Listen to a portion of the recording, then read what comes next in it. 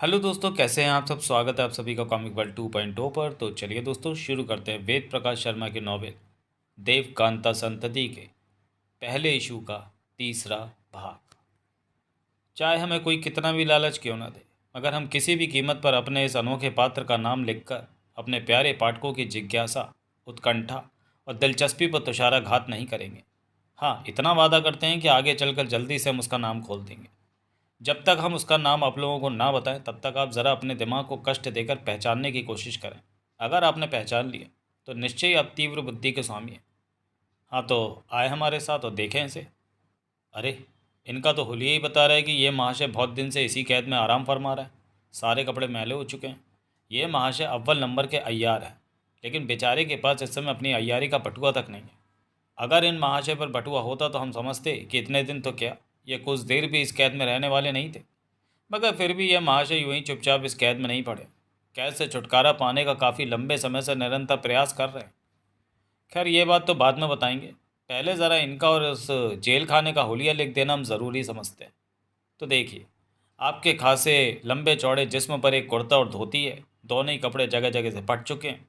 इस कैद में आने से पहले ये यहाँ महाशय जी के सिर पर एक पगड़ी भी थी, किंतु उन्हें कैद करने वालों ने वह भी नहीं छोड़ी, क्योंकि उन्हें कैद करने वाले अच्छी तरह जानते हैं कि वह अव्वल दर्जे के अय्यार हैं और पगड़ी से ही कमंद का काम ले लें तो किसी प्रकार के आश्चर्य की बात नहीं है।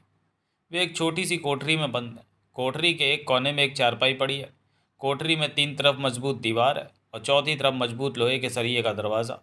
लोहे के सरियों के बीच केवल इतना ही फासला है कि वे आराम से बाहर निकल सकते हैं, मगर इस पर भी वे अपनी अय्यारी का करिश्मा नहीं दिखा सकते। उन्हें अच्छी तरह उस दिन की घटना याद है जब उमादत्त के एक अय्यार रूपलाल ने उन्हें धोखा देकर गिरफ्तार कर लिया था। वैसे तो ये किसी के पंजे में इतनी सरलता से फंसने वाले नहीं थे, किंतु क्या करें, दुश्मन ने धोखे से बंद कर दिया। जब होश आया तो उन्होंने खुद को उमादत्त के सामने पाया। भरे दरबार में राजा उमादत्त ने उन्हें अपनाना चाहा, लेकिन ये महाशय नहीं माने और क्रोध में राजा उमादत्त को गाली रूपी अलंकारों से अलंकृत कर दिया, जिस पर उमादत्त को भी क्रोध चढ़ गया और इन्हें इस कैद में डाल दिया गया। ये समय रात का है और कोठरी में एक चिराग टिमटिमा रहा है। ये महाशय जानते हैं कि अभी एक आदमी इनके लिए खाना लेकर आता होगा। ये उसी के इंतज़ार में सोच रहे हैं कि कब वह आए और खाना देकर चला जाए, ताकि ये अपने काम में लग जाए। कुछ देर तक ये यूं ही अपनी चारपाई पर पड़े पड़े सोचते रहते हैं। फिर प्रति रात की भांति एक आदमी खाने की थाली लेकर उनकी सेवा में उपस्थित होता है। प्रति रात की भांति ही वह महाशय को सरियों के बीच में से रोटियां और दाल का एक कटोरा थमा देता है। पहले दिन का दाल का कटोरा वे महाशय उस सेवक को लौटा देते हैं। सेवक जैसे गूंगा हो, इस प्रकार चुपचाप कटोरा और थाली लेकर वापस लौट जाता है।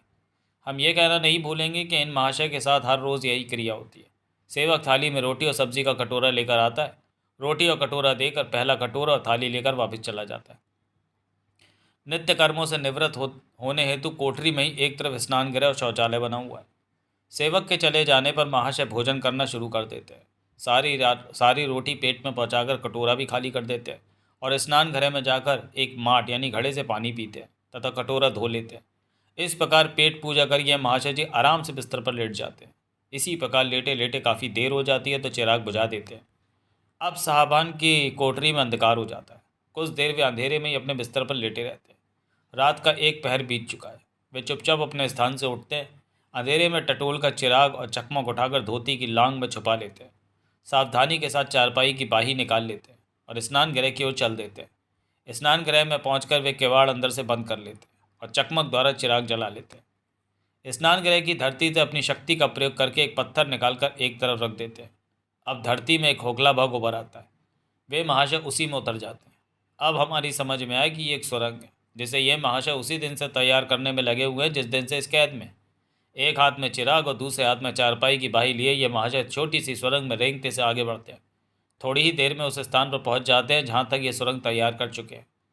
हमारे ख्याल से ये सुरंग 30 हाथ लंबी तैयार कर चुके हैं। चिराग को एक तरफ रखकर वे चारपाई की बाही से सुरंग खोदने लगते हैं। जब काफ़ी मट्टी हो जाती है तो उसे सुरंग की दोनों दीवारों से सटाते जाते हैं। हालांकि इस काम में उन्हें बुरी तरह पसीना आ जाता है, किंतु उनके दिमाग में इस कैद से भागने की धुन है, अतः प्रयत्नशील है। इसी प्रकार उन्हें सारी रात बीत जाती है। उसी समय सुबह के 5 बजे हैं जब वे सुरंग को बीच में छोड़कर स्नान गृह में आ जाते हैं। वही पत्थर उठाकर पुनः सुरंग का रास्ता ढक देते हैं और बाही का वह किनारे जिस पर मिट्टी लगी हुई है अच्छी तरह धोते हैं। उसके बाद चिराग बुझाकर कोठरी में आते हैं और बड़ी कारीगरी के साथ खाट की बाही व पुनः पहले की भांति बानों यानी रस्सी में लगा देते हैं। इसके बाद वे चारपाई पर इस प्रकार लेटते हैं जैसे लंबे समय से सो रहे। हमारे प्रेमी पाठक समझ गए होंगे कि इन महाशय की यह प्रत्येक रात की क्रिया है। हम पाठकों का अधिक समय बर्बाद न करके दूसरी रात का किस्सा लिखते हैं। प्रतिरोज की भांति ही वह चिराग और बाही लेकर सुरंग के अंदर पहुंच जाते हैं। उस समय रात का अंतिम पहर चल रहा है। जब सुरंग पार निकल जाती है, महाशय जी तुरंत चिराग बुझा देते हैं। वे सुरंग में बैठे बैठे ऊपर देखते हैं, कोई प्रकाश नहीं है, अर्थात सुरंग किसी अंधेरे भाग में ही निकली है। अब वे महाशय धीरे से अपना सिर निकालकर सुरंग से बाहर देखते हैं। सुरंग एक बाग में आकर निकली थी और बाग में पूरी तरह अंधकार और सन्नाटे का साम्राज्य था। अगर थोड़ा बहुत प्रकाश था तो वह केवल आकाश पर चमकने वाले सितारों का था।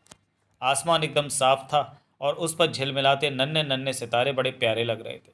अब यह बड़े आराम से सुरंग से बाहर निकल आए और बाग में खड़े होकर ध्यान से चारों ओर देखने लगे।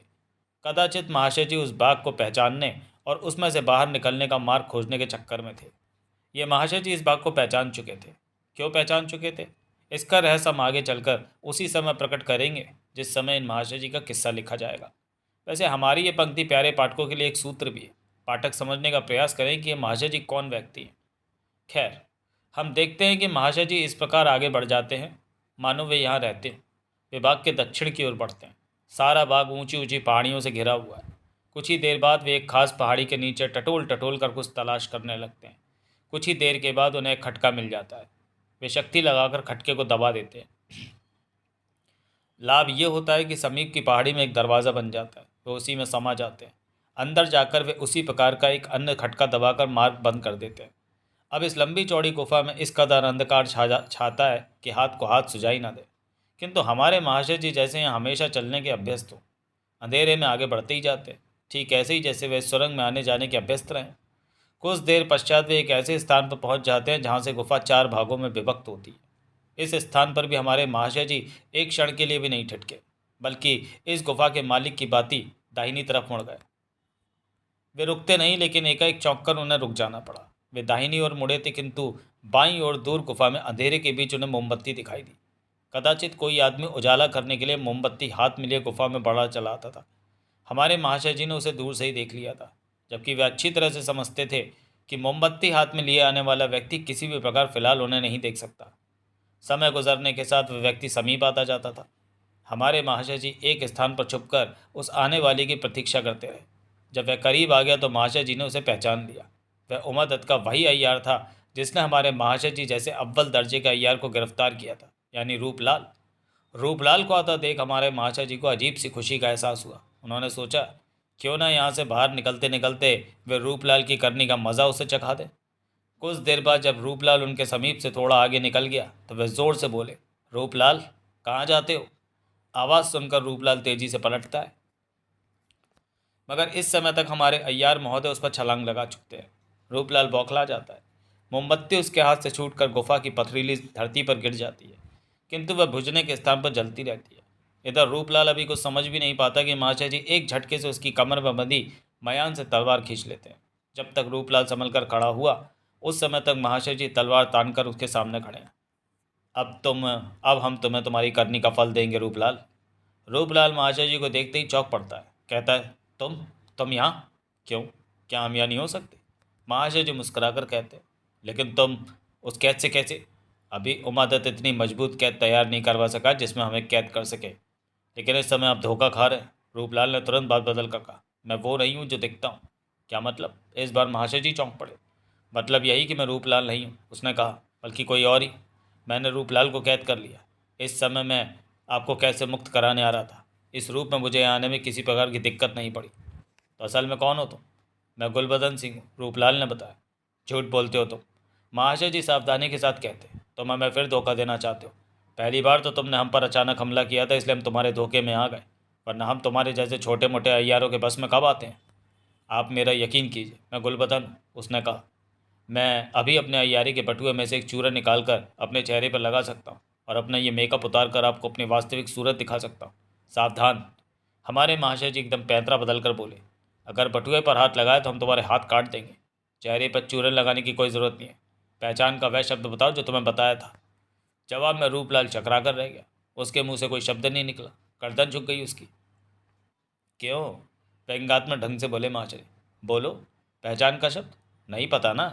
अपने आप को गुलबदन बताकर हमें धोखा देना चाहते थे।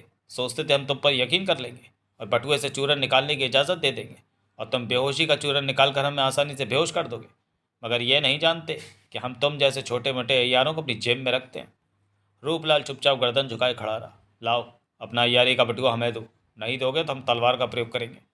इतने बड़े अय्यार होकर तुम एक अय्यार को मारने की धमकी देते हो? रूपलाल ने कहा। क्या इतना नहीं जानते कि अय्यार को मारने का सिद्धांत नहीं है? जिस तरह अधर्मी को मारना पाप होता है, इसी तरह अय्यार को मारना भी अधर्म है। लेकिन अय्यार को नज़रबंद करके कैद में रखा जा सकता है। तो क्या तुम मुझे कैद करना चाहते हो? नहीं, महाशय जी ने कहा। हम तुम्हें केवल घायल करके छोड़ देना चाहते हैं। कहते हुए वे रूपलाल पर तलवार का वार कर देते हैं। तलवार रूपलाल की बाह पर घाव बना देती है। रूपलाल निहत्था है और वह तो वैसे भी हमारे महाशय जी के सामने कुछ नहीं है। कुछ ही देर बाद महाशय जी उसे बेहोश कर देते हैं। उस समय तक रूपलाल के बदन पर तलवार से 20 घाव बन जाते हैं, किंतु घाव अभी साधारण और हल्के हैं। कोई भी घाव सफ़ेद नहीं है, जिससे यह भय हो कि वह रूपलाल के जिस्म से लहू निकाल देने का काम करेगा। पथरीली धरती पर पड़ी मोमबत्ती को उठाकर हमारे महाशय जी ठीक से एक पत्थर पर जमा देते हैं। अब मोमबत्ती पहले की अपेक्षा अधिक प्रकाश प्रदान करने में समर्थ होती है। सबसे पहले हमारे महाशय जी रूपलाल के अय्यारी के बटुए पर कब्जा कर लेते हैं। इसके बाद वे रूपलाल के सारे कपड़े उतार लेते हैं। उसे पूर्णतः नग्न करके वे बटुए से उस्तरा निकालते हैं और रामलाल के सिर पर मुंडन संस्कार कर देते रूपलाल के सिर पर मुंडन संस्कार कर देते हैं। इसके बाद वे बटुए से काली स्याही निकालकर रूपलाल के सारे बदन पर लेप देते हैं। रूपलाल का सारा जिस्म काला करके महाशय जी बाकायदा एक दीवार से सटाकर खड़ा कर देते हैं। उसके कपड़े महाशय जी खुद पहन लेते हैं और उसके बटुए से आईना तथा शक्ल बदलने की सामग्री निकालकर अपने चेहरे पर रूपलाल का मेकअप कर लेते हैं। अपने फटे हुए कपड़े वे कहीं एक स्थान पर छुपाकर रख देते हैं और पूरी तरह रूपलाल बनने के बाद मोमबत्ती हाथ में लेकर वापस उधर ही चल देते हैं जिधर से रूपलाल आया था।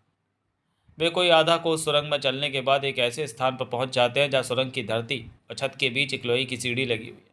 महाशय जी सीढ़ी के सबसे निचले डंडे पर पैर रखते हैं। उसी समय हल्की सी गड़गड़ाहट के साथ ही सीढ़ी के समीप ही छत पर एक रास्ता बन जाता है।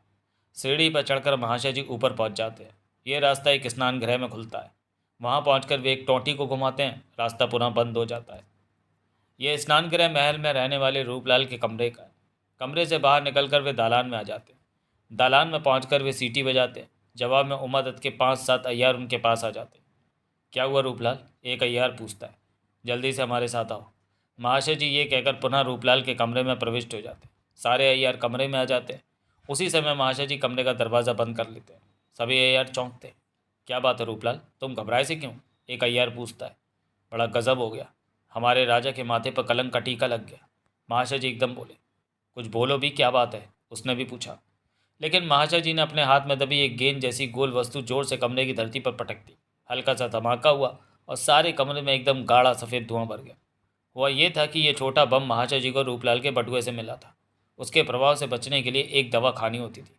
यह दवा भी रूपलाल के बटुए में मौजूद थी और इन सब वस्तुओं का प्रयोग वह बहुत पहले से बखूबी जानते थे। जब धुआं साफ हुआ तो हमारे महाशय जी के अतिरिक्त सभी अय्यार धरती पर लंबे पड़े हुए अचेतना के संसार में घुमड़ रहे थे। इस समय महाशय जी के दिमाग में अजीब सी शरारत आ रही है। वे एक एक करके सबके कपड़े उतार देते। कुछ ही देर बाद वे उसी वेश में थे जिसमें वे पैदा हुए थे। बटुए में से निकालकर उन्होंने उन सबके जिस्म पर काली स्याही भी पोत दी और कमरे की दीवारों से उन्हें इस प्रकार सजाकर खड़ा कर दिया मानो पुतले खड़े हों। महाशय जी ने बटुए से कलम दवात निकालकर एक कागज़ पर कुछ लिखा और कमरे में छोड़ दिया। सारे कार्यों से निवृत्त होकर वे बाहर आ गए। अब सुबह होना चाहती थी। वे महल से बाहर की ओर बढ़ रहे थे। कई स्थानों पर उन्हें उमादत्त के सिपाही और लौंडिया इत्यादि मिली, किंतु किसी से कोई बात न करते हुए वे आराम से महल के बाहर निकल आए। रूपलाल समझकर किसी ने उनके मार्ग में दखल नहीं दिया।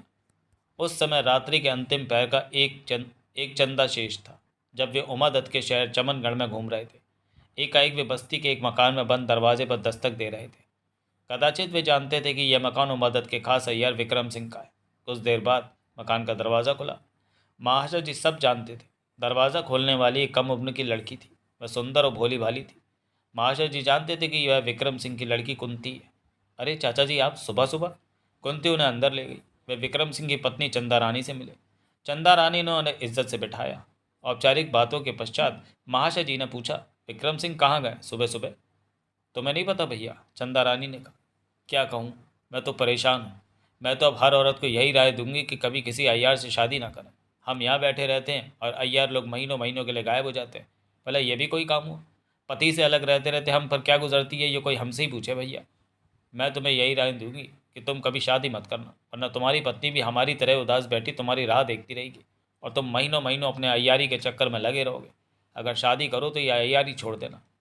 क्या बात है भाभी, बहुत परेशान हो? महाशय जी ने मुस्कुराकर पूछा। बात क्या है? कहते थे अब उन्हें कुछ दिन के लिए बख्तावर सिंह बनना है। उस दिन से गए तो आज तक दर्शन नहीं। अय्यारी का काम ही ऐसा है भाभी, मुस्कुराकर महाशय जी बोले और अपने इन शब्दों के साथ ही उन्होंने बटुए से वही गेंदनुमा बम निकाला और कमरे की धरती पर फोड़ दिया। सारे कमरे में एकदम धुआं भर गया। धुआं साफ होने पर महाशय जी ने दोनों की गठरी बांधी और पीठ पर लटकाकर जंगल की राह ली। कुछ ही देर पश्चात वे जंगल में बने एक कुएं के पास पहुंचे। एक बार कुएं में झांका और देखा कि कुआं अंधकार की चादर में लिपटा हुआ है। उन्होंने पीठ की वह गठरी उतारी जिसमें चंदा रानी और कुंती बंधी हुई थी और कुएं में फेंक दी। गठरी नीचे कुएं के पानी से टकराई और धड़ाम की आवाज़ ऊपर हमारे महाशय जी के कानों में भी पड़ी। उस समय हम भी चमक कर रह गए जब महाशय जी ने भी कुएं में छलांग लगा दी। हमने महाशय जी को उस कुएं में कूदते साफ देखा था। इस समय हम भी केवल महाशय जी के पानी से टकराने की आवाज़ ही सुन सके। एक बार को तो हमने भी हिम्मत करी कि हम भी कुएं में कूद पड़े, किंतु साहस न हुआ। हम कोई अय्यार तो है नहीं जो इस तरह के खतरनाक काम करते फिरें। हम कुएं के नज़दीक पहुंचे, सोचा कि झांक कर कुएं का हाल देखेंगे। वहाँ अंधकार था। एक बार को हमारे दिल में बड़ा मलाल आया। हम सोचने लगे कि अगर हमारे पास भी इस समय अय्यारी का बटुआ होता तो हम मोमबत्ती जलाकर कुएं का हाल देखते। अतः मजबूरी है, कुएं का हाल नहीं देख सकते। कुएं में क्या हुआ हम नहीं जानते, अब क्या लिखें। वैसे भी पाठक जानते हैं कि अंधेरे में कुछ भी देख पाना किसी के लिए भी संभव नहीं होता। अगला दृश्य। एक गठरी में बंधा हुआ विजय उसके कंधे पर था। वह तेजी के साथ भागता जा रहा था। अभी अभी उसने एक गेंदनुमा बम का प्रयोग करके विकास, निर्भय सिंह, रैना, ब्लैक बॉय, रघुनाथ और गौरव के आसपास अंधेरा कर दिया था। उसने धुएं का लाभ उठाकर विजय की गठरी बनाई और भाग लिया। उसके सारे बदन पर काले कपड़े थे और चेहरे पर भी नकाब था, अतः हम नहीं कह सकते कि वह कौन था। खैर, फिलहाल उसके साथ साथ चलकर देखते हैं कि वह कहाँ जाता है। जंगल में कुछ ही दूर भागने के बाद वह एक ऐसे स्थान पर पहुंच जाता है जहाँ पेड़ के साथ एक मजबूत घोड़ा बंधा हुआ है। कदाचित ये घोड़ा उसी रहस्यमय नकाबपोश का है। अगले कुछ ही पलों उपरांत वह घोड़े पर सवार होकर भागता चला जा रहा है। कोई 5 कोस दूर जाकर वह अपना घोड़ा एक शिकारगाह के समीप रोक देता है। शिकारगाह के बाहर ही कुछ आदमी उसकी प्रतीक्षा कर रहे हैं। वे 4 आदमी थे जो उसके घोड़े को चारों ओर से घेर लेते हैं। तुम्हारा हमें इस तरह घेरने का सबब? नकाबपोश गरजता है। हो सकता है तुम कोई अय्यार हो, अपने चेहरे से नकाब उतारो, उनमें से एक आदमी बोला। यकीन मानो हम वही हैं, कहते हुए नकाबपोश अपनी नकाब उतार देता है। और हम कह सकते हैं कि यह व्यक्ति गौरव सिंह है, किंतु ये कहना हमारे लिए कठिन है कि यह गौरव सिंह असली है या विकास के पास जो रह गया वह असली है। पहचान बोलो। दूसरा आदमी उसकी सूरत देखने के बाद थोड़ा सा संतुष्ट होकर कहता है, चूहे बिल्ली का खेल। गौरव सिंह पहचान बता देता है। यह पहचान सुनकर चारों आदमी सम्मान के साथ गर्दन झुकाते हैं। विजय की गठरी को पीठ पर लाद कर गौरव सिंह घोड़े से नीचे कूद पड़ता है। एक आदमी घोड़े को एक तरफ ले जाता है और गौरव सिंह शिकारगाह के अंदर की ओर बढ़ जाता है। शिकारगाह के अंदर और भी आदमी होते हैं। शिकारगाह के एक कमरे में बने एक पत्थर के चबूतरे पर विजय की गठरी खोलकर उसे लिटा दिया जाता है। उसके बाद गौरव सिंह विजय को लकलका सुंघाकर होश में लाता है। विजय कराकर आंखें खोल देता है और अपने चारों ओर स्थिति का भली प्रकार निरीक्षण करता है। वह देखता है कि उससे थोड़ी दूरी पर 5 आदमी एक लाइन में खड़े हुए हैं। एक आदमी उसके बिल्कुल समीप खड़ा है। विजय धीरे से उठकर चबूतरे पर बैठ जाता है। विजय ये समझने की भरपूर चेष्टा कर रहा था कि वह किन लोगों के बीच में और किन परिस्थितियों में। एक एक आदमी को उसने बड़े ध्यान से देखा। सभी के जिस्म पर अजीब से लिबास थे। लंबे लंबे घुटने को स्पर्श करते गाढ़े यानी खद्दर के कुर्ते, धोती, सिर पर बंधा हुआ कम से कम 10 गज कपड़े का मुंडासा, बगल में लटकी मयान और उसमें रखी तलवारें, दूसरी बगल में लटका हुआ सबके पास एक एक बटुआ। उनमें से कोई भी 9 फीट से किसी प्रकार कम लंबा नहीं था। सभी हष्टपुष्ट और मजबूत थे। विजय को ऐसा लगा कि अगर वे उसे नंबरवारी से एक एक हाथ भी मारें तो उसकी रूह जिस्म त्याग दे। लिबास से तो सभी देहाती लगते थे। एक बार तो विजय के दिमाग में आया, इस बार वह कहीं डाकुओं के बीच तो नहीं फंस गया। यह भी उसने नोट किया था कि सभी की दृष्टि उसी पर केंद्रित है। कहिए प्यारो, किस खेत की मूली हैं आप लोग? विजय ने पूछा।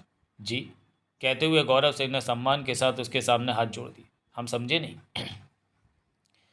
उसके इस प्रकार हाथ जोड़ने पर विजय को लगा कि उसका दिमाग अंतरिक्ष में तैर रहा है। वह समझ रहा था कि इस बार वह किन्हीं डाकुओं के बीच फंस गया, किंतु उसके इस प्रकार हाथ जोड़ने से तो विजय चकराई गया। किंतु फिर भी स्वयं को संभाल कर उसने प्रश्न किया, हमारा मतलब है आप लोग कौन हैं? जी, मैं आपका पुत्र हूँ। गौरव उसी प्रकार सम्मान के साथ हाथ जोड़ते हुए बोला। गौरव के छोटे से वाक्य ने विजय के मस्तिष्क की समस्त नसों को हिलाकर रख दिया। उसने बुरी तरह चौंक कर अपने सामने खड़े हुए आदमी को देखा और बोला, मियाँ खां, यार तुम्हें इससे ऊंची कोई गप नहीं मिली? जी मैं झूठ नहीं बोल रहा हूँ, गौरव उसी प्रकार सम्मान प्रदर्शित करता हुआ बोला। जब हम मजाक के मूड में आएंगे तो इससे भी ऊंची गप लगाएंगे प्यारे, विजय बोला। अगर हमारी राय मानो तो गप तैयार करने से पहले ज़रा उस पर ध्यान दे लिया करो जो कि सुनने वाला समझ तो नहीं जाएगा कि यह असली घी यानी शुद्ध में तली हुई नहीं बल्कि मिट्टी के तेल में तली हुई गप है। अबे मियाँ, पहली बात तो यह है कि हम बाल ब्रह्मचारी आदमी हैं। किसी कन्या की तरफ हमने कभी अपनी कोप दृष्टि नहीं डाली, और जहाँ तक हम समझते हैं कि किसी कन्या के पास जाए बिना कभी औलाद पैदा नहीं हो सकती। वो तो रामायण जैसे महान ग्रंथ के कैरेक्टर हनुमान ही थे जिनके पसीने से ही मकरध्वज पैदा हो गया। आप यकीन कीजिए, मैं गप नहीं मार रहा हूँ, मैं वास्तव में आपका पुत्र हूँ। देखो प्यारे, विजय बोला, ये बात कहीं तुम हमारे बापू के सामने मत कह देना, वरना कसम आलू बुखारेगी, मैं हमारा भुड़ता बना देगा। हम नहायत ही शरीफ आदमी हैं, हमने कभी इश्क विश्क भी नहीं फरमाया, तुम हमसे 2.5 हाथ जुड़वा लो। विजय ने वास्तव में गौरव के सामने हाथ जोड़ दिया और बोला, ये नाटकबाजी समाप्त करो प्यारे और तुरंत अपना मतलब बताओ। गौरव से एकदम उसके जुड़े हुए हाथ अलग करता हुआ बोला, ये आप क्या करते हैं? पुत्र के सामने हाथ जोड़कर पुत्र को नरक का भागी बना रहे हैं। मुझ पर यह पाप ना चढ़ाएं, मुझसे यह धर्म का बोझ नहीं ढोया जाएगा। विजय की खोपड़ी भिन्ना कर रह गई। उसने तो सपने में भी नहीं सोचा था कि वह जीवन में कभी ऐसी विचित्र परिस्थिति में भी फंस सकता है। उसके सामने खड़ा हुआ आदमी बात तो ऐसी कह रहा था जिसका कोई सिर पैर था ही नहीं। इस बात पर विश्वास करने का तो प्रश्न ही पैदा नहीं होता था। विजय समझ चुका था कि उसके सामने खड़ा ये व्यक्ति या तो कोई बहुत बड़ा मस्करा है अथवा उसे किसी गहरे षड्यंत्र में उलझाया जा रहा है। उसे अपना दूसरा विचार ही अधिक उचित लग रहा था, किंतु वह ये नहीं समझ पा रहा था कि यह षड्यंत्र किस प्रकार का है। जो पाठक हमारी विजय विकास सीरीज़ की पुस्तकें पढ़ते रहते हैं वे अच्छी तरह जानते हैं कि विजय किस प्रकार का पात्र है, किंतु हम उम्मीद करते हैं कि इस संतति को उन पाठकों के अतिरिक्त कुछ नए पाठक भी पढ़ेंगे। वे अभी विजय से परिचित नहीं हैं, अतः उन्हें असली चक्कर समझने में थोड़ी सी दिक्कत अवश्य हो रही होगी। हम विजय के विषय में थोड़ा सा बता देना आवश्यक समझते हैं। विजय ठाकुर निर्भय सिंह का लड़का है। ठाकुर निर्भय सिंह राजनगर पुलिस के आईजी हैं। विजय उनसे भी ऊंचे पद पर यानी एक प्रकार से भारत की सबसे बड़ी जासूसी संस्था सीक्रेट सर्विस का चीफ है। वह इस पद पर है, यह रहस्य सीक्रेट सर्विस के अन्य सदस्य अशरम, विक्रम, नाहर, आशा, परवेज, विकास और ब्लैक बॉय के अतिरिक्त कोई नहीं जानता। उसके पिता ठाकुर निर्भय सिंह उसे आवारा लड़का समझते हैं और उसे घर से निकाल रखा है।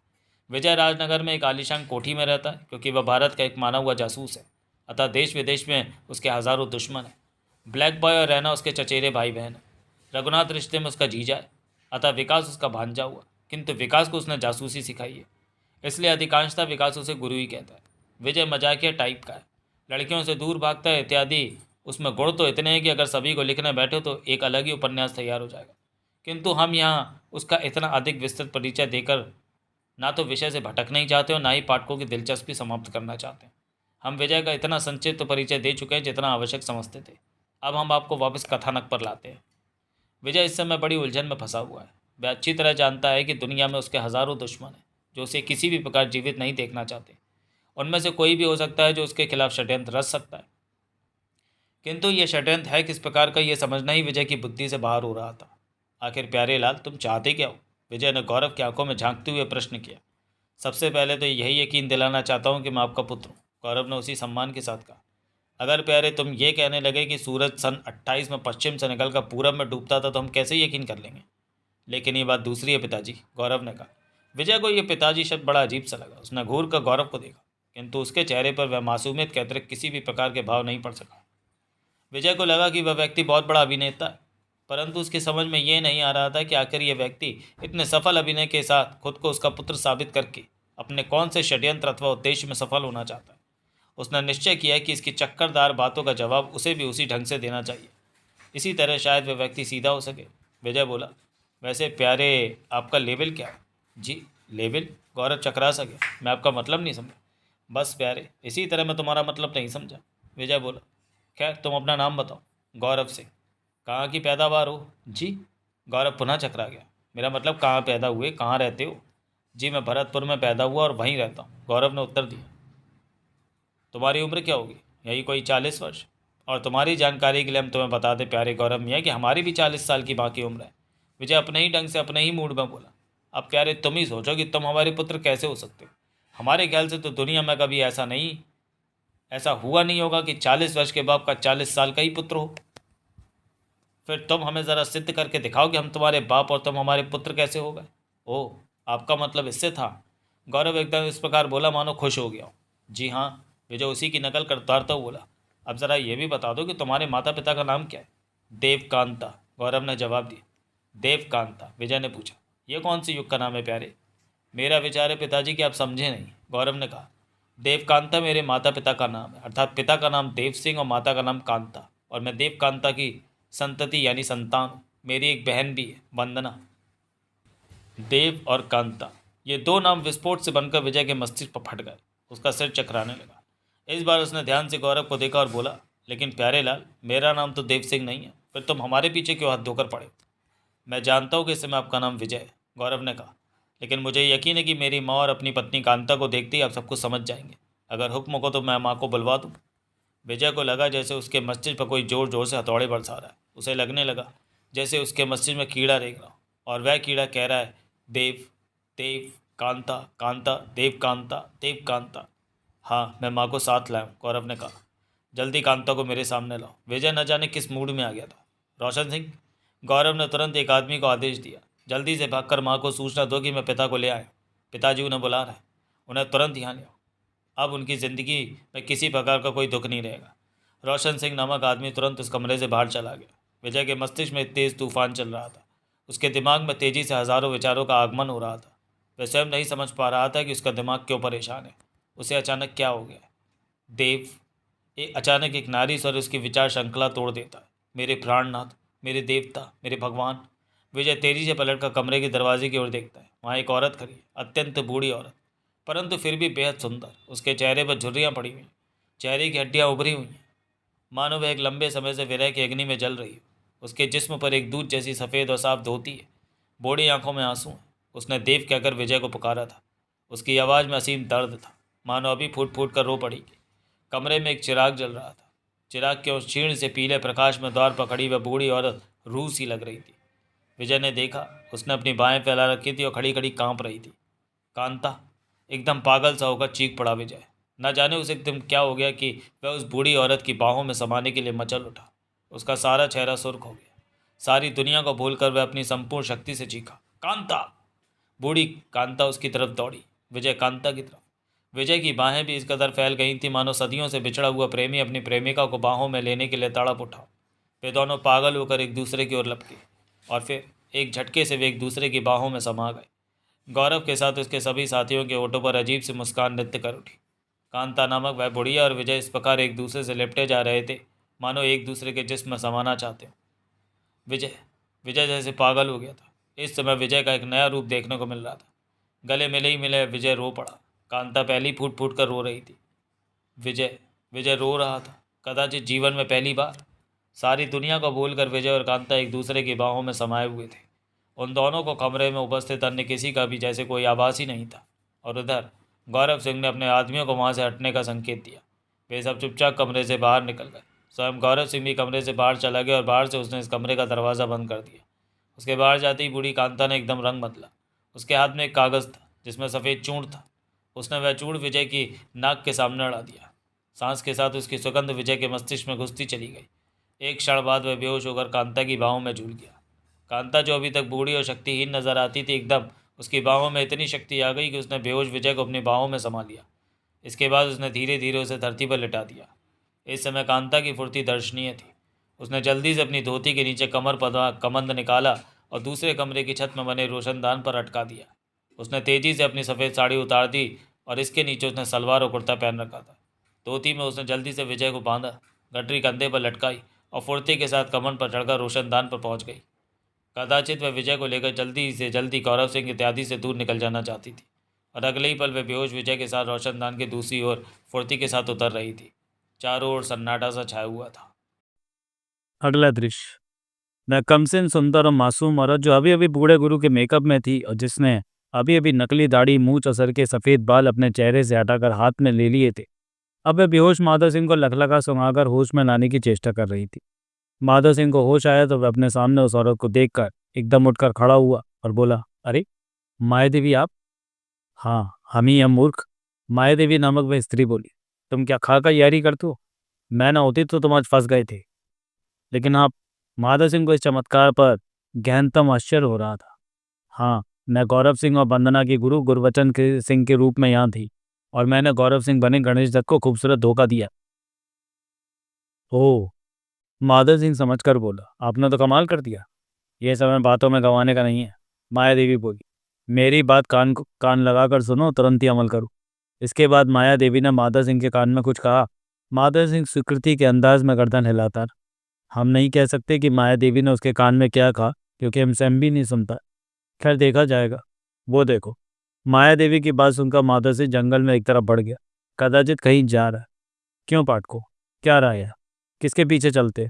माधव सिंह के अथवा माया देवी की कार्रवाई देखना चाहते हो?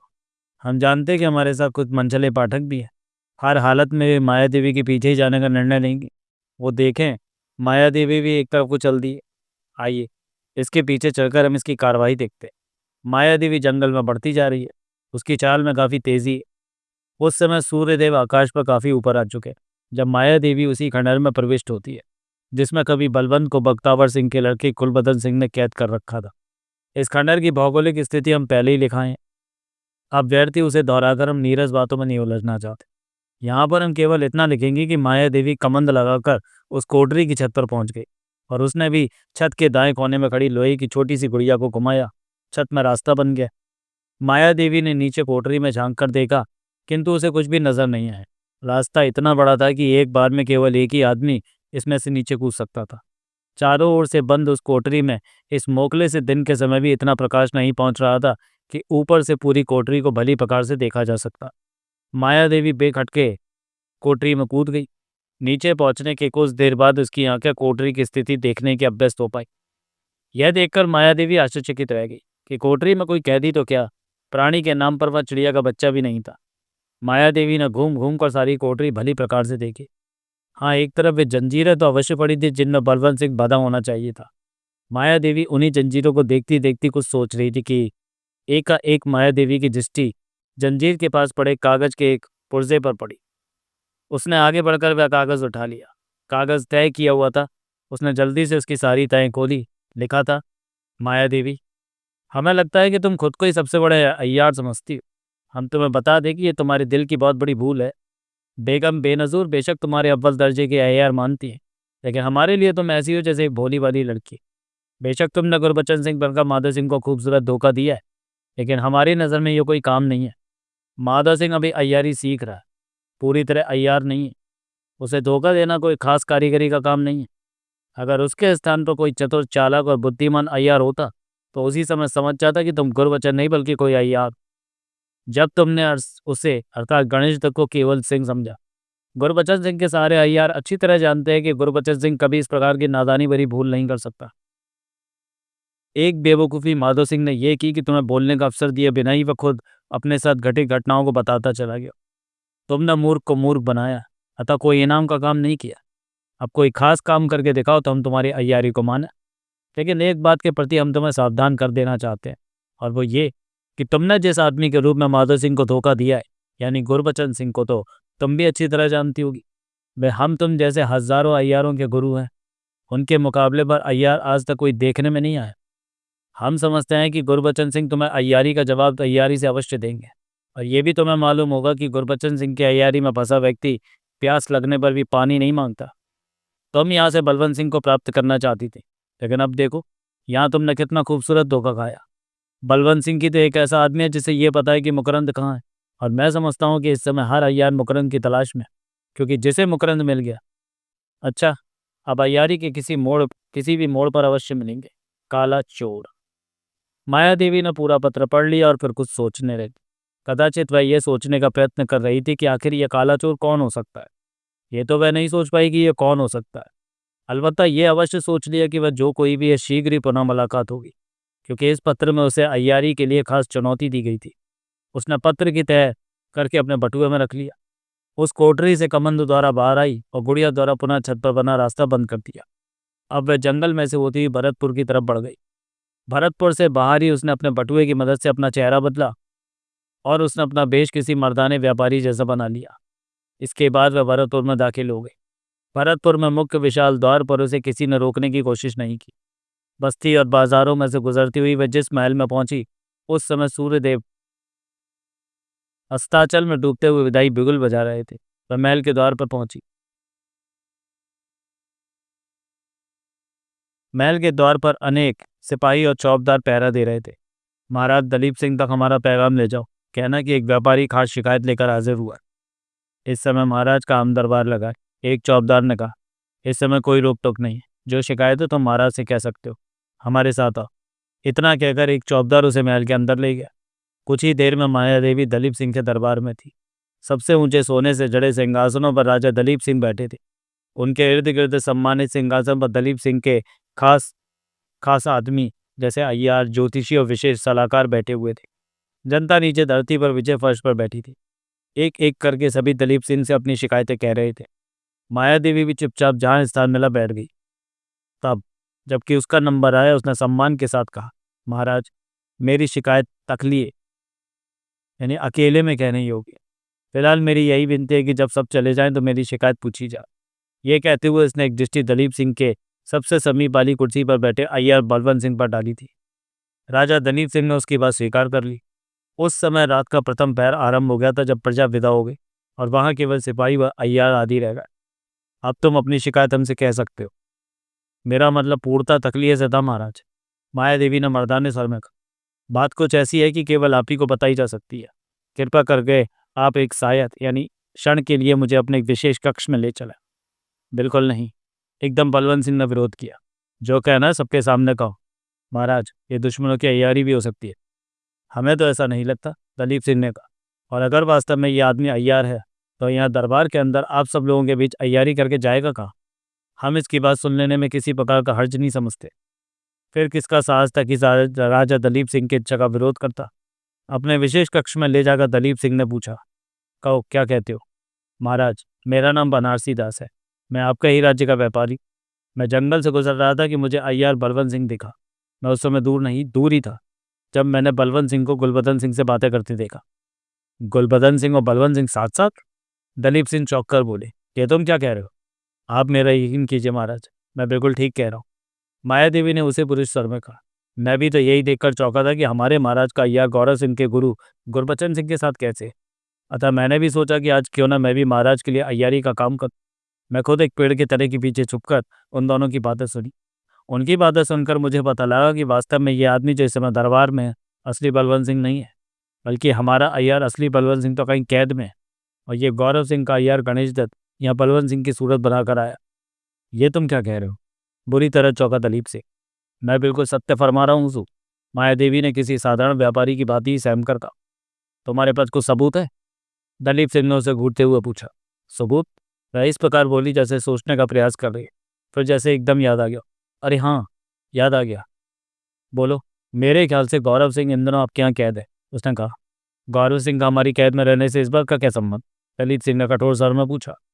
कृपया आप मुझे बता दीजिए, गौरव सिंह इन दिनों आपकी कैद में है या नहीं? हाँ है।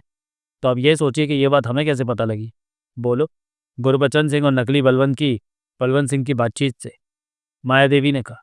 अब आप कृपा करके बिना बीच बीच में रोक टोक डाले मेरी वह सारी जानकारी सुन लीजिए जो मुझे पता है। ये मैं पहले ही बता दूं कि मुझे ये जानकारी उन दोनों की बातचीत से ही हुई है। मुझे पता लगा कि मुकरन नाम की कोई चीज़ है जिसे आसपास के सब राजा और गौरव सिंह इत्यादि भी प्राप्त करना चाहते हैं। वह कोई बहुत ही महत्वपूर्ण वस्तु है, क्योंकि आप खुद भी उसकी तलाश में हैं। लेकिन ये जानकर आपको आश्चर्य होगा कि वह वस्तु आपके खास अय्यार बलवंत सिंह पर है, और वह आपको भी नहीं बताता कि मुकरंद उसके पास है। कदाचित वह अकेले ही उससे कुछ लाभ उठाना चाहता था कि किसी बख्तावर सिंह अय्यार को यह मालूम हो गया कि मुकरंद बलवंत सिंह के पास है। उसने असली बलवंत सिंह को गिरफ्तार कर लिया और बख्तावर सिंह ने अपने लड़के को गुलबदन सिंह को यहाँ बलवंत सिंह बनाकर भेज दिया। एक दिन वह यहाँ रहा। उधर असली बलवंत सिंह से मुकरंद का पता पूछा जा रहा था, लेकिन बलवंत सिंह किसी भी प्रकार बता नहीं रहा था। बख्तावर को यह संदेह था कि मुकरंद बलवंत सिंह ने महल में ही कहीं छुपा रखी होगी। अतः उसी की खोज में उसका लड़का गुलबदन सिंह यहाँ बलवंत सिंह बनकर रहा। पिछली रात यहाँ मुकरंद चुराने गौरव सिंह आया होगा। हाँ आया था, लेकिन बलवंत सिंह ने उसे गिरफ्तार कर लिया था। और जबकि असलियत यह है कि ना तो गिरफ्तार होने वाला गौरव सिंह ही असली था और ना ही गिरफ्तार करने वाला बलवंत सिंह असली था। क्या मतलब? एक बार पुनः चौंक पड़े दलीप सिंह। गौरव सिंह भी असली नहीं था? जी हाँ, गिरफ्तार करने वाला बख्तावर सिंह का लड़का गुलबदन सिंह था और गौरव सिंह के रूप में गिरफ्तार होने वाला गौरव सिंह का अय्यार केवल सिंह है। आपके चारों ओर एक जबरदस्त षड्यंत्र रचा जा रहा। तुम्हारा मतलब है कि इस समय महल में जो बलवंत सिंह है वो गुलबदन सिंह है? जी नहीं, माया देवी ने उसी प्रकार का अभिनय करते हुए कहा। गुलबदन को गुरबचन सिंह ने गिरफ्तार कर लिया है और उसके स्थान पर एक अय्यर गणेश दत्त को बलवंत बना दिया ताकि वे आज रात को महल से केवल सिंह को निकाल कर ले जाए, क्योंकि वे लोग आप पर यह रहस्य प्रकट नहीं होने देना चाहते हैं कि वो औरत गौरव सिंह नहीं केवल सिंह है। दूसरी तरफ आज रात ये दोनों महल में मुकरंद भी खोजने का प्रयास करेंगे। आपको ये भी बता देना, मैं अपना धर्म समझता हूँ कि इस समय असली बलवंत सिंह भी गुरबचन सिंह की कैद में है। अगर तुम्हारी ये सब बातें झूठी हुई, दलीप सिंह ने उसे घूरते हुए कहा, तो आप जो सजा दे मुझे मंजूर होगी। माया देवी ने कहा, आओ हमारे साथ। इस प्रकार दलीप सिंह उसे लेकर पुनः दरबार में आ गए। उनके सभी अय्यार और मुलाजिम व्यग्रता से उनके बाहर निकलने की प्रतीक्षा कर रहे थे। बाहर आते ही दलीप सिंह ने सबसे गहरी दृष्टि बलवंत सिंह के चेहरे पर डाली। बलवंत सिंह को गिरफ्तार कर लिया जाए, उन्होंने बुलंद आवाज में सिपाहियों को हुक्म दिया। बलवंत सिंह अभी कुछ समझ भी ना पाया था कि उसे चारों ओर से सिपाहियों ने घेर लिया। मैं इसका सबब पूछ सकता हूँ महाराज? बलवंत बिना विचलित हुए बुलंद स्वर में बोला। हम जान चुके हैं कि तुम गौरव सिंह के अय्यार गणेश दत्त हो। असली बलवंत तुम्हारी कैद में है। मैं समझता हूँ कि ये सब आपसे किसने कहा? बलवंत सिंह माया देवी को घूरते हुए बोला। बेशक, मैं पहले ही कहता था महाराज कि ये आदमी साधारण व्यापारी नहीं बल्कि दुश्मनों का अय्यार है, जो व्यापारी का वेश बनाकर यहाँ अपने किसी खास मकसद से आया। ये आपके और हमारे बीच संदेह की दीवार खड़ी करके अपना कार्य सिद्ध करना चाहता है। तुम अपनी बेगुनाही किस प्रकार साबित कर सकते हो? दलीप सिंह ने कहा। इसका और हमारा दोनों का चेहरा धुलवाया जाए। जिस चेहरे पर मेकअप होगा सामने आ जाएगा। अभी दलीप सिंह कुछ कहना ही चाहते थे कि एक आवाज़ उभरी, ठहरो। दलीप सिंह के शासन में ये कैसा अनर्थ हो रहा है? सबने पलटकर उस तरफ देखा। एक नकाबपोश अंदर दाखिल हो रहा था। सब उसे देखते ही चौंके और सोचने लगे कि ये कौन है जो दाल भात में मूसरचंद मंग का प्रकट हुआ। आकर दलीप सिंह ने पूछ ही दिया, कौन हो तुम? काला चोर, उसने जवाब दिया। माया देवी का पूरा जिस्म कांप उठा। अगला दृश्य। आज जब हम लिखने बैठ रहे हैं तो अचानक वंदना की याद आ रही। वंदना को तो हमने बिल्कुल इस तरह डाल दिया है कि जैसे भूल गए। आज सोचते हैं कि क्यों ना हम उसका हाल लेकर पाठकों को रोमांचित कर। हमारे पाठकों को ठीक प्रकार से याद होगा कि वंदना को 5 नकाबपोश पकड़ कर ले गए थे। बाग में उसने संगमरमर की बनी अपनी ही प्रतिमा देखी थी और उसे गिरफ्तार करने वाले नकाबपोशों ने उसे अपनी महारानी अथवा मालकिन बताया था। उसके बाद नकाबपोशों ने उसे कैदखाने में डाल दिया था। अभी उसे कैदखाने में अधिक देर न हुई थी कि छत के एक रोशनदान से कमंद लटका और एक आदमी ने कहा था, महारानी जल्दी से इस कमंद पर चढ़ जाइए। उस आदमी का सारा चेहरा काली स्याही से पुता हुआ था और इसके सबब से वह पहचान में नहीं आता था। एक तो वंदना पहले ही बहुत कम ताज्जुब में नहीं थी, ऊपर से उस आदमी ने उसका ताज्जुब और अधिक बढ़ा दिया। हालांकि वंदना अभी तक मर्दाने वेश में थी, किंतु इस आदमी का उसे महारानी कहने का सबब समझ में नहीं आ रहा था। पहले तो उसकी समझ में नहीं आया कि क्या करना चाहिए, लेकिन अंत में यही निश्चय किया कि फिलहाल उसे कैद से छुटकारा पाना चाहिए। अतः वह कमन पर चढ़ती चली गई। जब वह उस आदमी के समीप ऊपर पहुंची तो उसने देखा कि वह एक अन्य कोठरी में। उसने देखा उस व्यक्ति के चेहरे पर ही नहीं बल्कि सारे बदन पर काली स्याही पुती हुई। उसके बदन पर कपड़े के नाम पर एक काला लंगोट बंधा हुआ। आप कौन है? वंदना ने पूछा। मगर काली स्याही से पुता यह आदमी जवाब में होठों पर उंगली रखकर उसे चुप रहने का संकेत देता। कमंद अपनी कमर से बांधकर वह वंदना को साथ साथ आने का संकेत करके दरवाजे की ओर बढ़ता है। एक दालान में से गुजरता हुआ वह उसी बाग में आ जाता है जिसमें वंदना की प्रतिमा बनी हुई। वह वंदना को साथ लेकर अंधेरे में एक तरफ बढ़ रहा है। कुछ देर बाद एक सुरंग में दाखिल हो जाता है। सुरंग में काजल सा अंधकार छाया हुआ है। आपके पास मोमबत्ती होगी महारानी? वह आदमी कहता। वंदना अपने अय्यारी के बटुए में से मोमबत्ती और चकमक पत्थर निकालकर मोमबत्ती जला लेती है। सुरंग में प्रकाश हो जाता है। वह आदमी अपने हाथ में मोमबत्ती लिए वंदना के साथ बढ़ा चला जाता। अब तो बताइए कि आप कौन है? वंदना अपनी जिज्ञासा पर संयम न पा सकी थी। मेरा जिस्म काली स्याही से पुता हुआ, कदाचित इसलिए आप मुझे नहीं पहचान पाई। उस आदमी ने कहा, मेरा नाम महादेव सिंह है और मैं आपका मंत्री हूँ। मैं कई वर्ष से आपकी तलाश में था। आज भी आपको जब देखा तो कुछ ध्यान नहीं दिया, परंतु जब आपकी आवाज़ सुनी तो मेरा ध्यान आपकी तरफ गया और मैं पहचान गया कि आप ही हमारी महारानी। किसी खास सबब से आपने वेश बदला है। वंदना समझ नहीं पा रही थी कि ये सब क्या गुत्थी है। बोली, तुम कौन सी महारानी की बात कर रहे हो? महारानी इंद्रावती, महादेव ने कहा। आप हमसे खुद को मत छुपाइए। लेकिन मेरा नाम इंद्रावती तो नहीं है, वंदना ने कहा। हम जानते हैं कि आपका असल नाम वंदना है, उसने कहा, लेकिन आप ही ने कहा था कि हम कभी आपका असल नाम लें और हमेशा महारानी इंद्रावती के नाम से ही पुकारा गया। न वंदना तो अवश्य हूँ, लेकिन कहते कहते एकदम रुक गई वंदना। जैसे एकदम याद आ गया, वो बोली, अच्छा, ओ, तो महादेव सिंह वो हमारे मंत्री, पहचाने भी कैसे? सारा बदन तो काला कर रखा था। कहो इतने दिन से कहाँ थे? वंदना ने पूछा। आपको ही मुक्त कराने के चक्कर में था, महादेव ने उसके साथ साथ ही चलते हुए कहा। अगर मुझे पता होता कि मेरी लड़की कलावती जवान होकर इतनी बदकार निकलेगी तो सच कहते हैं महारानी, हम उसका पैदा होते ही गला दबा देते। हमने अपनी सिफारिश से उसे आपकी सेवा में रखा, उसे आपकी खास सखी बनाया, किंतु वह ऐसी बदकार निकली कि आपके खिलाफ षड्यंत्र रचकर स्वयं हमारी बेनजूर बन बैठी, आपको कैद कर लिया। लेकिन मैं आपका नमक हलाल हूँ महारानी, मैं कसम खाकर कहता हूँ कि मैं अपने हाथ से इस दुष्टा लड़की का जीवन चक्र समाप्त करूंगा और आपको वही सम्मान पुनः दूंगा। छोड़ो महादेव सिंह, कलावती को ही खुश रहने दो। वंदना को कुछ ना कुछ कहना था तो यही कह दिया। मैं आपके दयालु स्वभाव से बहुत अच्छी तरह परिचित हूँ महारानी, महादेव सिंह बोला। आप बड़े से बड़े अधर्मी पापी को क्षमादान दे रही थी, लेकिन मैं कलावती को जीवित न छोड़ूंगा। मैंने उसके खिलाफ एक पूरा दल बना रखा है। कल ही मैं उस दुष्टा के महल पर आपके नेतृत्व में हमला करूंगा।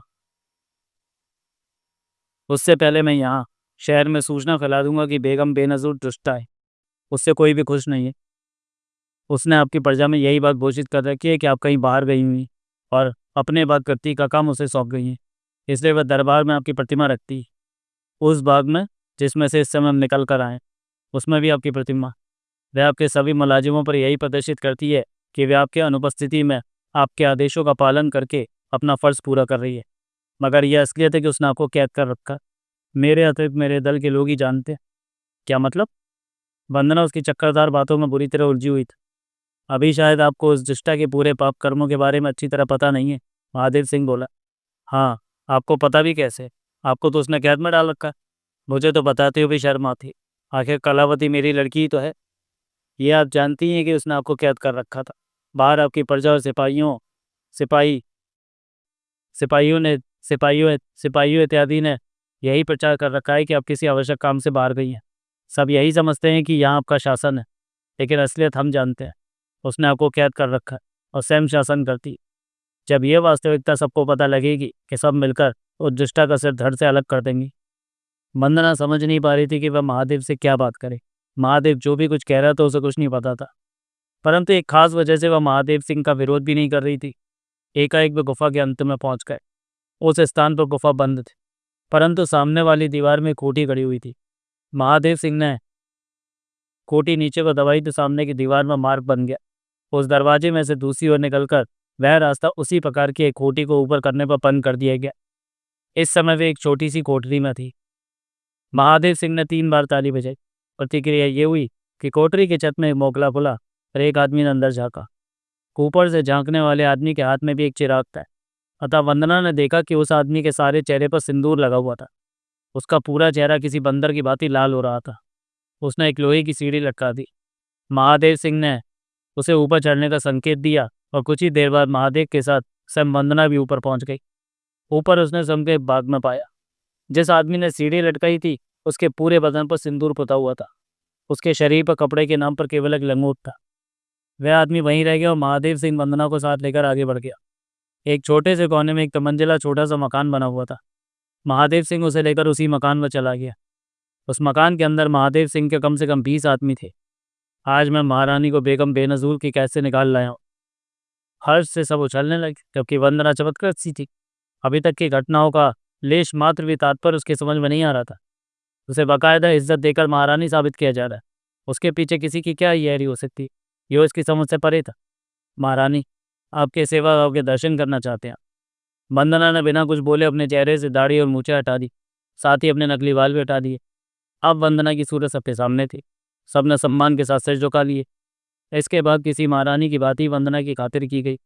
काफ़ी रात समाप्त हो चुकी थी। सबने मिलकर यही निर्णय किया कि कल अवश्य बेगम बेनज़ीर का तख्ता पलट दिया जाएगा।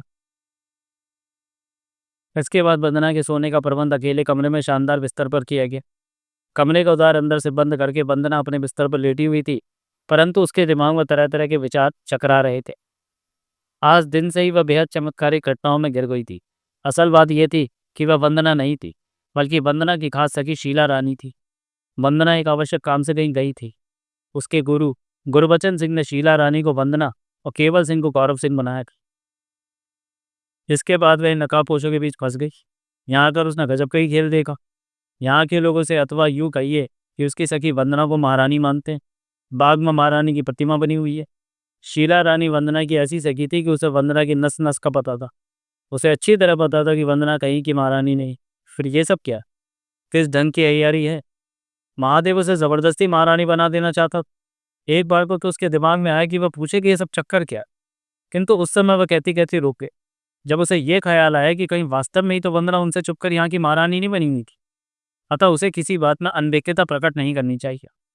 कई बार तो उसके दिमाग में आया कि वह किसी प्रकार की अय्यारी का सहारा लेकर इन लोगों के बीच से भाग मत हुई, परंतु दूसरी तरफ उसके दिल में इन उलझी हुई बातों का उत्तर खोजने का विचार था। वह यह जानना चाहती थी कि ये क्या अजीब चक्कर है। अभी तक वह अपने विचारों के भंवर में फंसी हुई थी कि शीला, शीला, शीला रानी, कोई बहुत धीमी आवाज में उसे पुकार रहा था। एकदम चौंक पड़ी।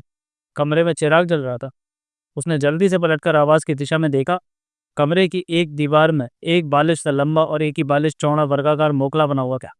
उस मोकले में एक सुंदर लड़की का चेहरा उसे बखूबी दिख रहा था। अभी शीला कुछ बोलना ही चाहती थी कि उसने देखा मोकले के बाहर खड़ी लड़की ने अपने होठों पर उंगली रखकर उसे चुप रहने का संकेत दिया और संकेत से ही अपने पास बुलाया। शीला की बुद्धि चकरा कर रह गई, किंतु फिर भी वह मोकले के पास पहुंच गई। मोकले के दूसरी ओर खड़ी लड़की ने एक कागज शीला की ओर खिसका दी। तुम कौन हो? शीला ने धीरे से पूछा। और किसे पुकार रही है? बोलो मत, बहुत जबरदस्त अय्यारी चल रही है। उस औरत ने बहुत ही धीरे से कहा। इस कागज को पढ़ लो, तुम्हारी समझ में सब कुछ आ जाएगा। इतना कहने के बाद वह लड़की फुर्ती के साथ वहां से गायब हो गई। साथ ही वह मोकला भी बंद हो गया। शीला अवाक सी खड़ी रह गई। अब एक और नई घटना ने उसे चक्कर में डाल दिया।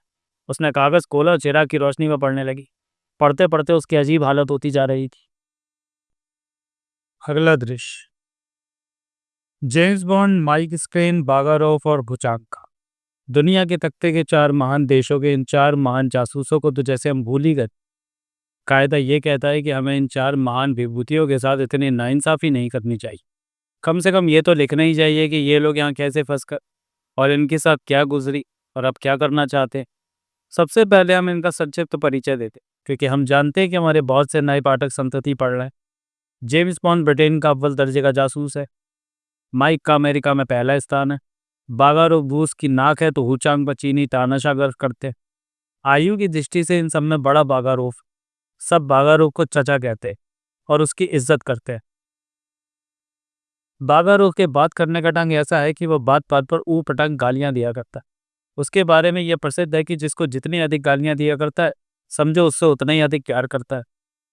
अब हम सहमी इनकी अधिक तारीफ क्या करें, जितनी आवश्यक थी कर दी। पर हाँ, हम एक महत्वपूर्ण बात तो बताना ही भूल गए, और वह यह कि बागारोफ को छोड़कर बाकी तीनों ही विकास के कट्टर दुश्मन हैं और हर कीमत पर उसकी जान लेना चाहते हैं। इसका कारण यह है कि वे पहले कई बार विकास के हाथ से बुरी तरह मात खा चुके। उन सबका विस्तृत वर्णन पाठक हमारे अन्य अनेक उपन्यासों में पढ़ चुके होंगे। इस समय चारों महान विभूतियां एक नदी के किनारे बैठी हैं। नदी बहुत चौड़ी है। उसका बहाव भी आश्चर्यजनक गति तक तीव्र है। जल एकदम निर्मल और स्वच्छ है। अभी उनके चारों ओर अंधकारी है। जेम्स बॉन्ड जेब से पेंसिल टॉर्च निकालकर अपनी कलाई में बंधी ऑटोमेटिक घड़ी में समय देखता। सुबह के 5 बजे। माइक आराम से पत्थर पर बैठा हुआ सिगरेट के कश ले रहा है। अब प्रकाश होने वाला है। जेम्स बॉन्ड ने टॉर्च बुझाते हुए कहा, अबे तो चोटी के उजाला होने पर तू कौन से बल्लम चला लेगा? बागारोफ इस प्रकार बोला मानो जेम्स बॉन्ड ने उससे बहुत गलत बात कह दी।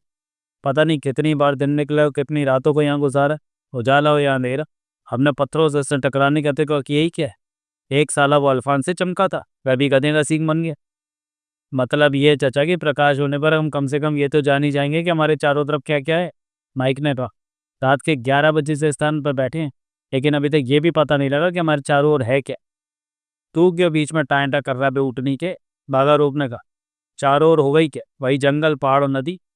संभव है चचा, हमें कोई बस्ती चमक जाए। ऊंचांग ने संभावना व्यक्त की।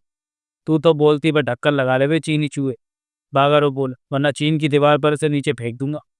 यहाँ चीन की दीवार कहाँ से आएगी चचा? माइक ने मुस्कुराते हुए कहा, देख बे अमेरिकन चमगादड़। बागारोफ अभी कुछ कहना ही चाहता था कि एकाएक उसकी गंजी खोपड़ी पर ऐसी चपत पड़ी कि उसकी आंखों के सामने लाल पीले तारे नाचकर। अभी उनमें से कोई समझ भी नहीं पाया था कि ओ, यहाँ तो बड़े बड़े महानुभाव बैठे हैं। एकाएक वातावरण में ऐसी आवाज़ गूंजी जैसे फुल पावर से चलता हुआ रेडियो एकदम खराब हो गया। लेकिन चपत मारने के लिए सबसे प्यारी जान बुजुर्गवार की ही है। चारों महान जासूसों के दिमाग एकदम भिन्न हो गए। सबके मस्तिष्क में एक ही नाम गूंजा, टुम्बकटू। तक कौन है भूतनी का? बागारोफ एकदम शतुरमुर्ग की भांति चारों ओर अंधेरे को घूरता हुआ बोला। भूतनी का नहीं बुजुर्ग महोदय, ये आम है चटनी के, यानी कि टुम्बकटू। अबे कार्टून, बागारोफ बोला। तू तो मर गया था। किसने बहका दिया बुजुर्गवार को? हम क्या मर सकते हैं? टुम्बकटू की आवाज़ गूंजी। उधर बॉन्ड, माइक और हुचांग का तो आश्चर्य के कारण बुरा हाल था। पहले तो वे अल्फांसे को ही देखकर चौंके थे, किंतु टुम्बकटू की उपस्थिति ना तो उनके दिमाग की समस्त नसों को ही हिला कर रखी है। किसी भी ढंग से भी ये नहीं सोच पा रहे थे कि टुम्बकटू यहाँ कैसे आ गया और क्या कर रहा है। क्यों बॉन्ड मियाँ, क्या सोचने में लीन हो? एक टुम्बकटू ने उनकी विचार श्रृंखला भंग की। कुछ नहीं, आओ बैठो, बॉन्ड बोला। इस समय अगर हम दोस्त बन जाए तो अधिक उचित रहेगा। जीवन में पहली बार अंग्रेजी मच्छर ने पते की बात कही है, कहता हुआ टुम्बकटू अपने गन्ने जैसे शरीर को लचकाकर बॉन्ड के पास बैठ गया। इसके पश्चात उन लोगों के मध्य इसी प्रकार की बातचीत होती रही। हम इन लोगों की ऊट पटांग बातों में फंसाकर पाठकों को बोर करना नहीं चाहते। ये छोटी सी घटना याद देने से हमारा तात्पर्य केवल यह है कि पाठकों को यह समझा सके कि टुम्बकटू भी यही है, और वह भी किसी गहरे चक्कर में उलझा हुआ। वह किस चक्कर में उलझा हुआ, ये एक लंबा किस्सा है, वक्त आने पर अवश्य लिखा जाएगा। फिलहाल हमारे पास स्थान बहुत कम है और हमें अभी लिखना बहुत कुछ है, अतः हम अपने वास्तविक कथानक पर आ रहे हैं। किंतु हाँ, टुम्बकटू का संक्षिप्त परिचय देना अत्यंत आवश्यक है। टुम्बकटू का नाम जितना विचित्र है, चरित्र उससे भी अधिक विचित्र। यह व्यक्ति गन्ने की भांति पतला है, चंद्रमा का निवासी है, किसी भी इंसान को केवल एक चपत मारकर जान लेने में प्रसिद्ध है। उसके जूते से एक घातक सिक्का निकलता है। वास्तविक का पूछे तो टुम्बकटू के चरित्र की विशेषताओं पर ही आधारित पूरा एक उपन्यास लिखा जा चुका। यहाँ हमारे पास इतना समय नहीं है कि हम टुम्बकटू के विषय में अधिक लिख सकें। उन्हें उसी प्रकार बातें करते करते प्रकाश के दर्शन हुए। दूर पहाड़ियों के पीछे गगन लालिमा से लिपट गया, जंगल में चिड़ियों का कलरव गूंज उठा। इतने समय में टुम्बकटू उन चारों का दोस्त बन चुका था। प्रकाश होते ही जिस वस्तु पर उनकी दृष्टि स्थिर हुई, वह नदी के पार काफी दूर का एक दृश्य था। सभी उसी तरफ देख रहे थे। नदी के पार काफी दूरी पर एक स्थान पर वे काफी बड़ा जल से भरा तालाब देख रहे थे। इस तालाब पर उनकी दृष्टि इतनी अधिक स्थिर नहीं थी जितनी उस तालाब के बीच बने उस खंडहर पर स्थित। नदी के पार दूर तक खाली मैदान पड़ा था। अनुमानुसार ये खाली और रेतीला भाग किसी भी प्रकार 7 बीघे, 1 बीघा मतलब 1000 गज से कम नहीं था। उसके बाद पानी का तालाब और तालाब के पानी में खड़ा हुआ विशाल खंड है। ये क्या है? जेम्स बॉन्ड ने पता नहीं किससे प्रश्न किया। आदरणीय भाई साहब, टुम्बकटू ने जवाब दिए, यहाँ जितने अनभिज्ञ आप हैं उतने ही मैं भी हूँ। केवल इतना कह सकता हूँ कि हमें चलकर देखना चाहिए कि ये क्या चमत्कार है और इस खंडहर में क्या है। टुम्बकटू का ये वाक्य सर्वमान्य साबित। सभी की दिली इच्छा ये थी कि नदी के पार तालाब के किनारे पहुंचकर वहाँ का असली मामला देखना चाहिए। इसी विचार को दृढ़ करने के लिए उन सब ने नदी को तैरकर पार किया और मैदान में से होकर तालाब की ओर बढ़ने लगे। आइए अब हम संपी इनके साथ चलकर इस तालाब और खंडहर को ध्यान से देखते हैं, क्योंकि ये तालाब और खंडहर ही तो हमारी संतति का मुख्य कथानक। हम जानते हैं कि हमारे बहुत से पाठक तैरना नहीं आते, अतः हम नदी में तैरने के स्थान पर हनुमान जी की भांति नदी के ऊपर से उड़कर नदी पार हो जाते हैं। अगर हनुमान राम का नाम लेकर समुद्र के ऊपर से उड़ते हुए लंका में पहुंच सकते हैं, तो क्या हम राम के नाम पर इस नदी के पार नहीं पहुंच सकते? लीजिए, हमने नदी पार कर ली है। अब हम जेम्स बॉन्ड और टुम्बकटू इत्यादि के साथ उस तालाब के किनारे पहुंच जाते हैं। यहाँ पर हम बहुत ही प्यारा एवं आकर्षक दृश्य देखते हैं। समीप आकर हम यहाँ की भौगोलिक स्थिति भली प्रकार से देखते हैं। हम देखते हैं यह खंडहर तालाब के ठीक बीच में है। उसके चारों ओर 1 बीघे लंबा तालाब है। तालाब में एकदम बिल्लौर यानी पारदर्शी श्वेत पत्थर की भांति स्वच्छ जल भरा हुआ। तालाब अधिक गहरा नहीं है, अतः धरती साफ नजर आ रही। तालाब के चारों ओर 4 बड़े बड़े हंस बैठे। पहली बार में सबको यही भ्रम होता है कि यह हंस असली, किंतु वास्तविकता ये है कि वे सब संगमरमर के बने नकली हंस हैं। तालाब में उतरने के लिए चारों ओर सीढ़ियाँ, सीढ़ियों के दोनों तरफ तीतर, बटेर, मोर इत्यादि अनेक परिंदे बने हुए हैं।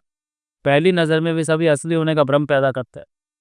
खंडहर के चारों ओर कुल मिलाकर 4 बीघे तक ये तालाब है। अतः पाठक ये तो समझ ही गए होंगे कि अगर कोई इस खंडहर तक पहुंचना चाहे तो इस तालाब से गुजरना हर हालत में आवश्यक है।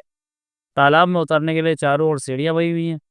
अब हम तालाब के बीच में स्थित इस खंडहर का वर्णन करना भी अपना कर्तव्य समझते हैं। यह खंडहर करीब 30 बीघे में फैला हुआ। दीवारें टूट टूट कर बिखर चुकी हैं। चारों ओर टूटी फूटी दीवारें खड़ी। दीवारों पर जंगली घास और झाड़ झंकाड़ खड़े। खैर, इस खंडहर का विस्तृत वर्णन भी हम किसी खास स्थान पर करेंगे। फिलहाल केवल इतना ही समझ लेना आवश्यक है कि इस खंडहर के ठीक बीच में एक बुर्ज है, सबसे ऊंचा बुर्ज। बुर्ज इतना ऊंचा है कि गगन को स्पर्श करता सा प्रतीत होता है। उधर सूर्यदेव पहाड़ के पीछे से झांक कर देखने लगते हैं। उनका प्रकाश बुर्ज के शीर्ष पर पड़ रहा है। ये तो ऐसा लगता है जैसे किसी ने बड़ी कारीगरी से बनवाया। ऊचांग चारों ओर ध्यान देकर मुस्कुराकर बोला, क्यों ना खंडहर में चलकर देखें। माइक ने कहा, लगता है कि कोई अद्भुत वस्तु देखने में आई। माइक की इस बात को सबने पसंद किया। सबसे आगे जेम्स बॉन्ड बढ़ रहा था। सीढ़ियों के करीब पहुंचकर न जाने उसके दिमाग में क्या आया कि एकाएक वो रुक कर बोला, तुम सब रुको, जब मैं तालाब में पहुंचो तब आना। तुम्हारे दिमाग का बैलेंस बिगड़ गया है बे, अंग्रेज की तुम। बागारो बोला, तुम्हें हर जगह जासूसी सूझती है। परंतु उसकी बात पर बिना किसी प्रकार का विशेष ध्यान दिए बॉन्ड सीढ़ियां उतरने लगा। पहली, दूसरी, तीसरी और चौथी सीढ़ी उतरती जैसे कयामत आ। समीपी बना हंस न केवल बड़ी जोर से हरकत में आया, बल्कि वह जेम्स बॉन्ड पर झपट पड़ा। वह सब कुछ इतनी तेजी से हुआ कि कोई कुछ समझ नहीं पाया, और हंस लंबे चौड़े बॉन्ड को निगल गया। अगले ही पल हंस अपने उसी स्थान पर स्थिर था जिस प्रकार पहले था। माइक, हुचांग, बागारोव और टुम्बकटू चमत्कार से उस हंस को देख रहे थे। हंस इस प्रकार स्थिर था मानो अभी एक ही पल पूर्व उसने कुछ किया ही ना हो। खैर, इन्हें यहीं छोड़कर अब हम जरा जेम्स बॉन्ड का हाल लिखते हैं। उनके साथ जो भी घटना घटी इतनी तेजी से घटी कि कुछ करने की तो बात दूर, उसे कुछ समझने तक का अवसर नहीं मिला। उसकी आंखें बंद हो गई थी। कुछ देर तक तो वह यही महसूस करता रहा कि वह हवा में उड़ रहा है। एकाएक उसने ऐसा महसूस किया जैसे वह स्थिर हो गया। उसने धीरे से आंखें खोली तो स्वयं को एक छोटी सी कोठरी में पाया। वह उठकर बैठ गई और ध्यान से कोठरी का निरीक्षण करने लगा। वह चारों ओर से बंद था और वहां कोई दरवाजा नजर नहीं आता था। वह ये भी नहीं जान सका कि वह किस मार्ग से इस कोठरी में आई। एकाएक इसकी दृष्टि एक दीवार पर लटकी पेंटिंग पर स्थिर हो गई। पेंटिंग का हुलिया बता रहा था कि जैसे सदियों से ये पेंटिंग नहीं यहीं लटकी हुई। पेंटिंग में कोई खास बात नहीं थी, केवल एक इंसान का चित्र बना हुआ था। और तब जबकि उसने इस चित्र को पहचाना, उसके पैरों से धरती निकल गई थी। जेम्स बॉन्ड के आश्चर्य का कोई ठिकाना नहीं था, क्योंकि चित्र विजय का था। पेंटिंग में एक कर बिका हुआ था देव। झपट कर बॉन्ड उसके करीब पहुंचा और पुनः ध्यान से चित्र देखा। 100% विजय का था। कदाचित बॉन्ड के जीवन में विजय का ये चित्र यहाँ होना सबसे अधिक आश्चर्य की बात थी। दिमाग की समस्त नसें हिलाने के बाद भी वो कुछ समझ नहीं पा रहा था।